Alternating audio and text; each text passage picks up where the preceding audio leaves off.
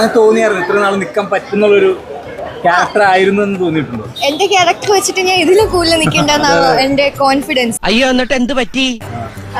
പക്ഷേ ആൾക്കാരുടെ തീരുമാനമല്ലേ. പിന്നെ എന്താണ് പുറത്ത് വന്നിരിക്കുന്നത്, എന്താണ് വരാത്തതൊന്നും എനിക്കറിയില്ല.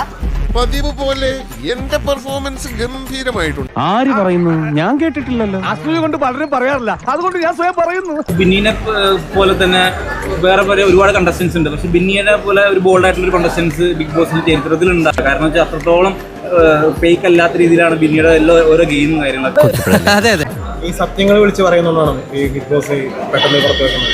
അങ്ങനെ ബിഗ് ബോസ് എന്നെ പുറത്ത് വിട്ടതാണോ ആൾക്കാർ എന്നെ പുറത്തേക്ക് വിട്ടതാണോ എന്നൊന്നും എനിക്കറിയില്ല. അവൻ കുട്ടി എത്ര വിഷമിക്കുന്നുണ്ടാവും. ആക്റ്റീവ് ആയിരുന്നു എന്ന് അത് നിങ്ങൾ കാണുന്ന പ്രേക്ഷകരാണ് പറയേണ്ടത്. എന്തുകൊണ്ടാണ് പോയെന്നുള്ളതും പ്രേക്ഷകരാണ് പറയേണ്ടത്. അവരാണ് വോട്ട് ചെയ്യുന്നത്. ഇനി ഇപ്പൊ അതൊക്കെ പറഞ്ഞിട്ട് എന്തൊരു കാര്യം?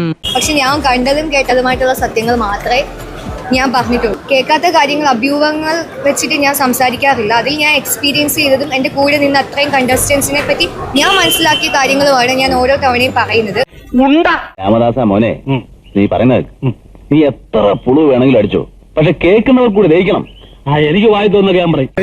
തിരിപ്പ് പരാമർശം ഭയങ്കരമായിട്ട് ഇപ്പോ വൈറലായിട്ടുണ്ടായിരുന്നു. താങ്കൾ തന്നെ പറഞ്ഞല്ലോ പരാമർശം, ഇതൊരു ഗെയിമല്ല, അപ്പൊ പരാമർശിക്കട്ടെ.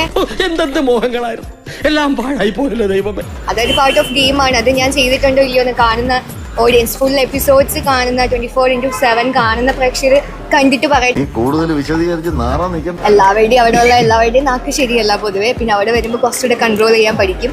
ഇല്ലെങ്കിൽ ബിഗ് ബോസ് ഒരു കൊട്ട് തരും, കുറച്ചുകൂടെ ഒന്ന് ശ്രദ്ധിച്ചു എന്ന് പറഞ്ഞ് ശ്രദ്ധിച്ചാൽ നിങ്ങൾക്ക് കൊള്ളാം. ഇല്ലെങ്കിൽ നിന്നു, ഇല്ലെങ്കിൽ പെട്ടെന്ന് വരേണ്ടി വരും. അപ്പൊ എന്താ പരിപാടി? ഇവിടെ തന്നെ കാണുമല്ലോ അല്ലേ? അപ്പൊ പറഞ്ഞ പോലെ